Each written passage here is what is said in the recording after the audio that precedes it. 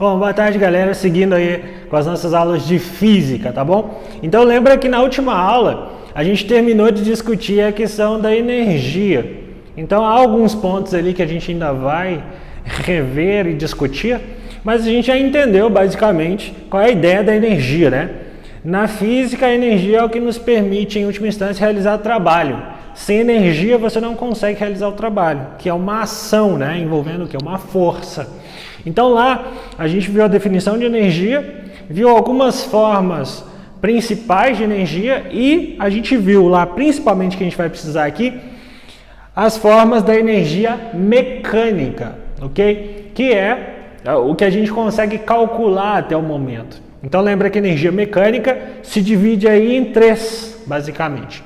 A gente tem a energia cinética, que é a energia relacionada ao movimento do corpo. Então, para ele ter energia cinética, necessariamente ele precisa ter velocidade. Quanto maior a velocidade do corpo, maior a energia cinética. Vimos também a energia potencial gravitacional, que é a energia relacionada aqui à gravidade e à posição do objeto em relação ao solo. Se o objeto tiver uma altura, ele necessariamente tem energia potencial gravitacional. Quanto maior a sua altura, mais energia potencial gravitacional ele possui. Se ele estiver no solo, quanto mais baixo ele tiver, menor a energia potencial gravitacional. No solo vai ser zero, portanto. Bom, vimos também a energia potencial elástica, que é a energia que você consegue armazenar, ou seja, potencializar, numa mola ou num elástico. Se você estica um corpo que tem essa capacidade de retomar seu tamanho, né, você armazena energia ali. Você pode usar essa energia também para realizar trabalho, ok? Então lá a gente definiu essas formas de energia, a gente já tinha discutido aqui uma relação muito importante, que é entre energia e trabalho, né? A gente viu que é impossível você definir uma coisa sem citar a outra.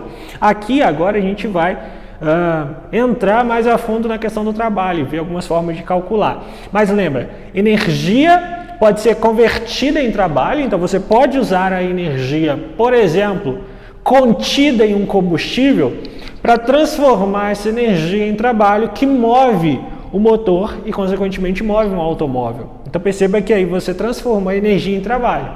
Mas o interessante é que você também pode fazer o contrário. Se você fizer um trabalho sobre um corpo, você pode estar, na verdade, dando energia para esse corpo. Tudo é uma questão de ponto de vista. Pensa, por exemplo, se você pegar um carrinho e empurrar esse carrinho. Do ponto de vista do agente, que é você está realizando um trabalho, você está fazendo uma força e movendo o objeto. Então isso é um trabalho para a física. Mas agora pensa do ponto de vista do carrinho. O que aconteceu com a energia dele? Ele ficou mais veloz, não ficou? Então ele ganhou energia da forma cinética. Então perceba, quando você fez o trabalho sobre o carrinho, você deu energia para ele. Então, são dois pontos de vista, por isso que são coisas inseparáveis. Energia pode ser convertida em trabalho e o contrário também é verdade. Então, a definição que mais é importante para a gente aqui é exatamente essa. Ó. O trabalho é uma forma de você transferir energia de um sistema para o outro ou de um corpo para o outro.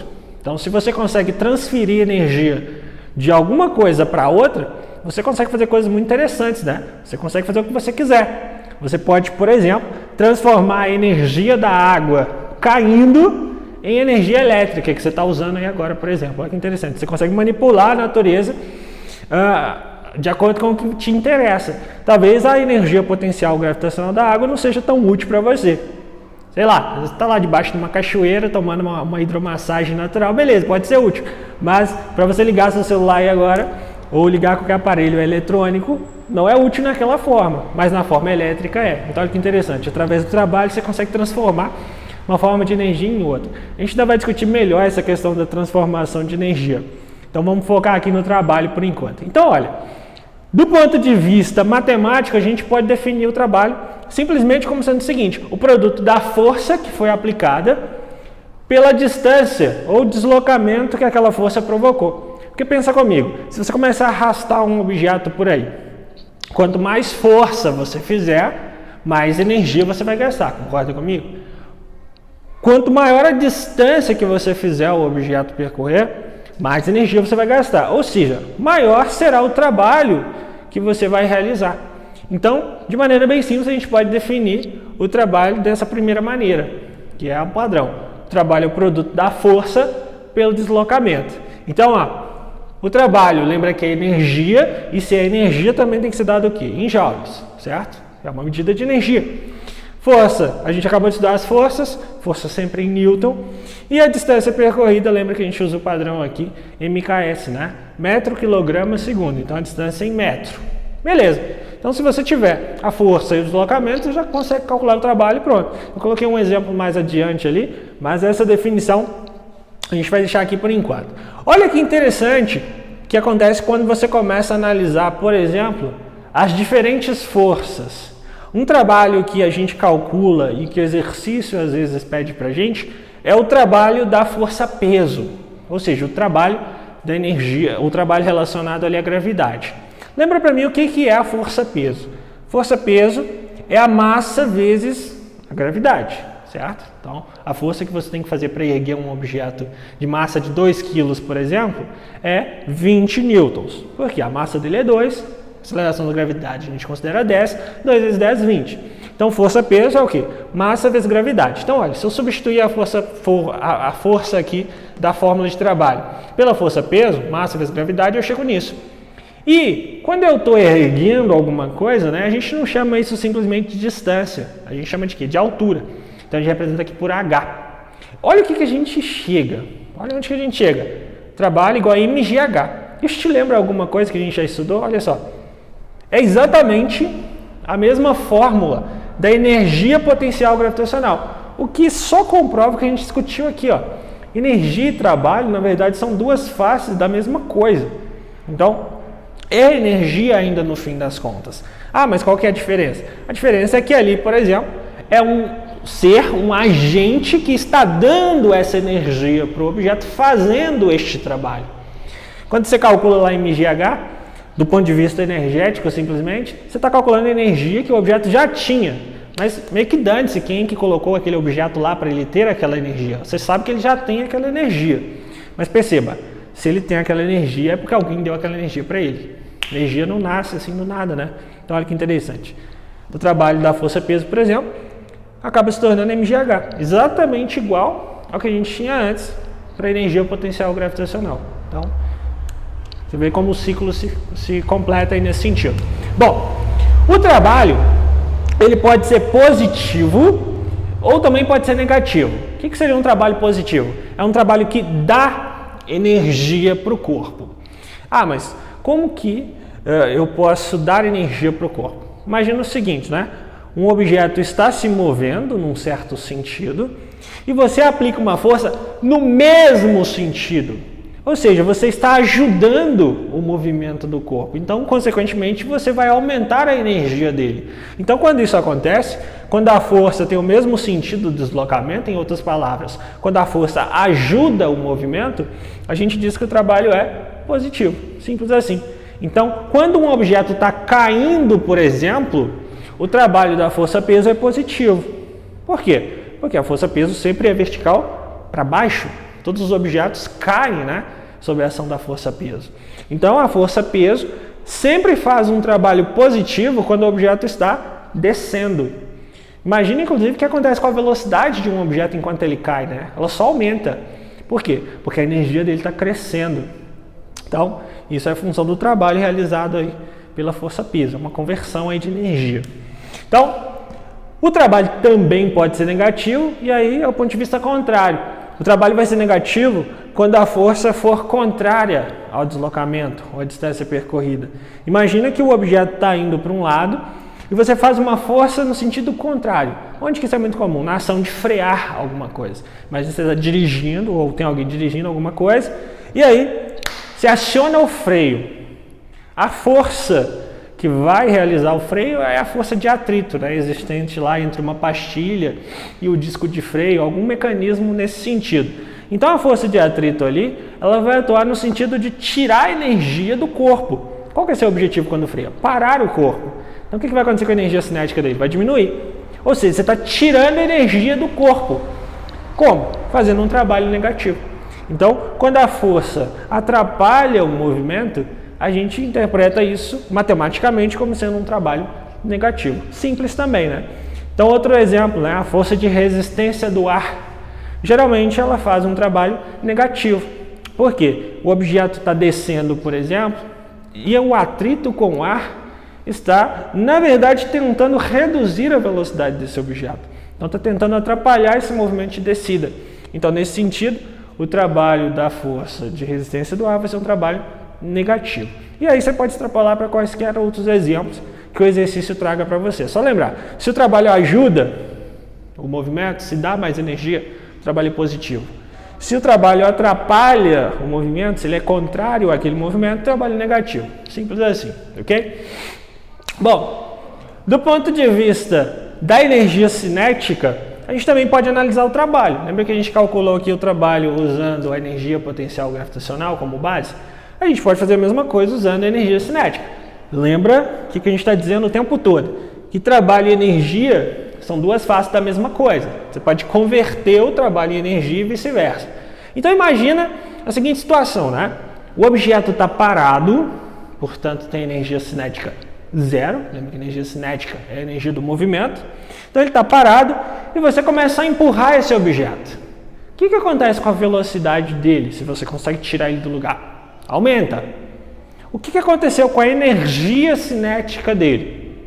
Aumentou. Porque se agora ele está mais veloz, lembra que a energia cinética depende da velocidade. Ele tem mais energia agora. Tá, mas essa energia veio da onde? Do nada. Do nada o objeto começou a se mover e ganhou velocidade? Não existe isso, né? Você não consegue mover um objeto só com o poder da mente. Não existe isso. Então, você deve ter realizado um trabalho.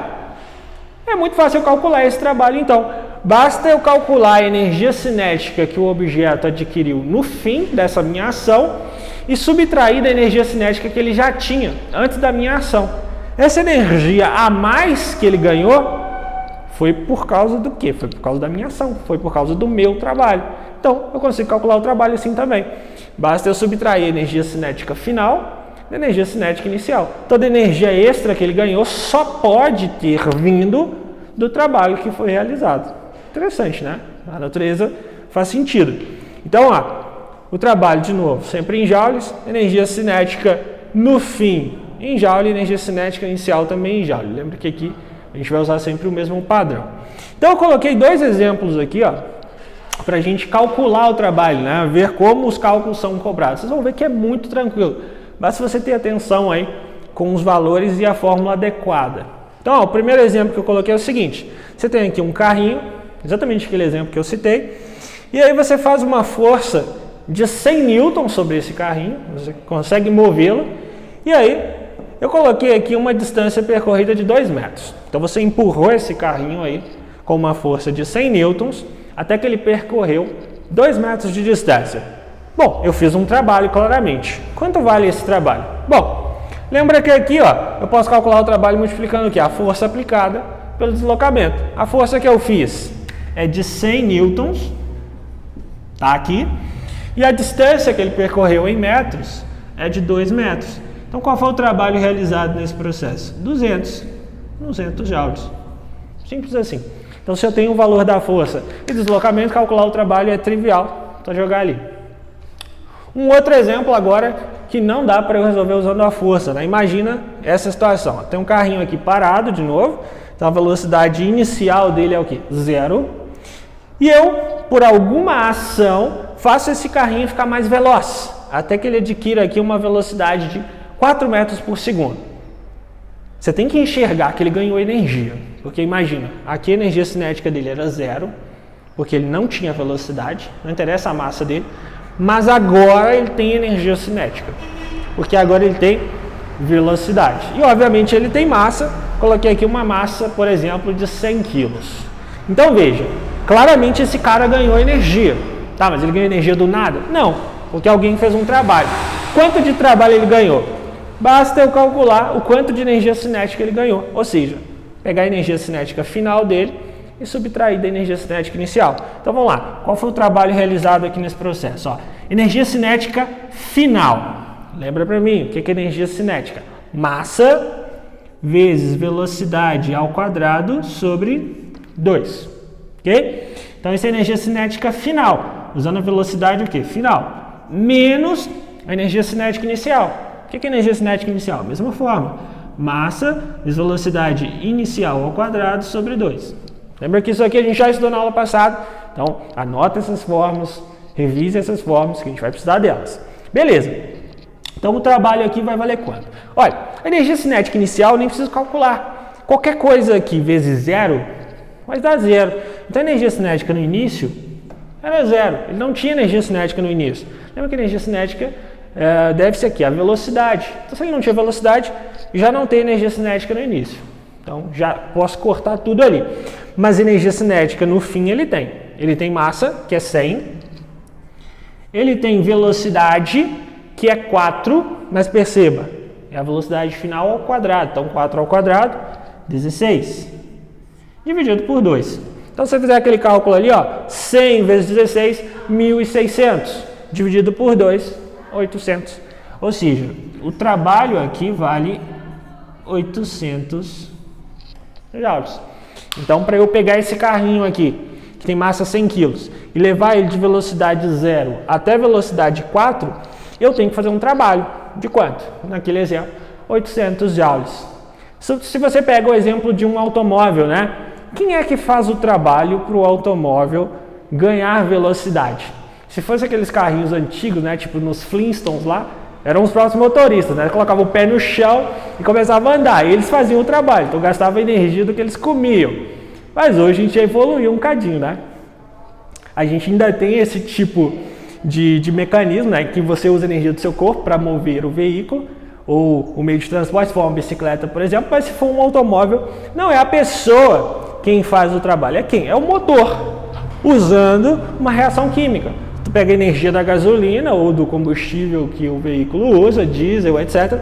E aí você queima fazendo uma reação de oxidação, libera a energia e faz o trabalho. Então, a ideia continua sendo a mesma.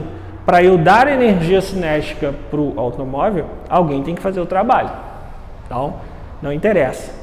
Beleza. Seguindo ali, tem um conceito que está atrelado também a essa ideia aí de trabalho e energia, que é o conceito de potência.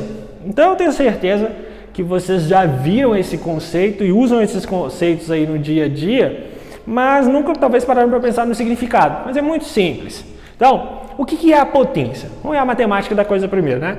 Potência é simplesmente o trabalho realizado dividido pelo tempo gasto na realização desse trabalho. Então, isso te dá o que a gente chama de potência. Potência a gente calcula em watts, ou watt se você preferir, mas o que a gente chama de watt mesmo, que é representado por W, ok? Então, uma unidade nova, anota ela aí, potência é dada em watts. Beleza, o trabalho a gente já viu que é joule e o tempo sempre padrão segundo. A gente nunca usa aqui o tempo em outra unidade. Agora, imagina aí, onde você já viu esse conceito? Você vai comprar uma lâmpada, você vai ter lá a potência dela. Por exemplo, 80 watts, 50 watts.